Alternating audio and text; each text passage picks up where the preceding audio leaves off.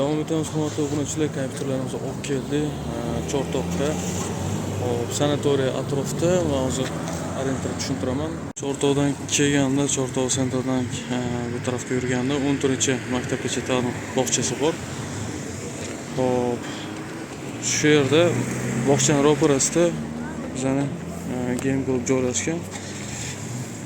Hop, demak bu yerda 20 komplekt joylab o'rganmiz.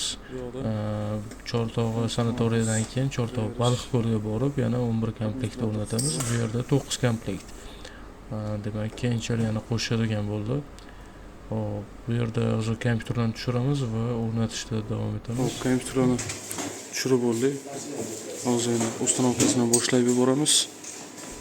Hop, hurmatli obunachilar, demak bu komplektimiz offline o'yin uchun moslashgan, ya'ni Counter Browser, Dota, General shu kabi o'yinlarni ko'taradi. Demak, ba'zi bir shahar, ba'zi bir rayonlarda hali ham setov o'yinlarni o'ynashadi. Demak, bu degani arzon kompyuterlar bilan ishni boshlab pul topish mumkin. Keyinchalik yoniga sharoit bo'lsa, kompyuterlarni yaxshisidan, mощностьdan onlayn o'yinlarni ko'taradiganlar qo'ysa bo'ladi. Hop, bu komplektimizga keladigan bo'lsak, polniy komplekt hozirgi video chiqayotgan momentda $285 bo'lyapti. Ya'ni case, monitor, klaviatura, mushka, naushnik, kovrik hammasi. Hop, demak bu komplektimizda 20 turli monitor, yonmaydigan mamlaqa case, hop, klaviatura, mushka lekin yonadigan narxi berdik va administratorga yonmaydi. Ko'rishingiz mumkin. Hop, videomizni qisqa qilamiz, hurmatli obunachilar. Lokatsiyadan ham ozgina video qilganmiz, shuni ko'rishingiz mumkin.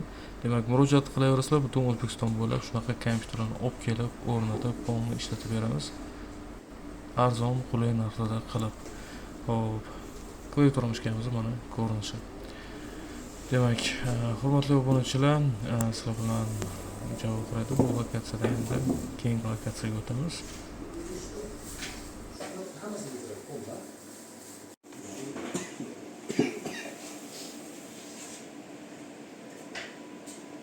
Davom etamiz hurmatli obunachilar.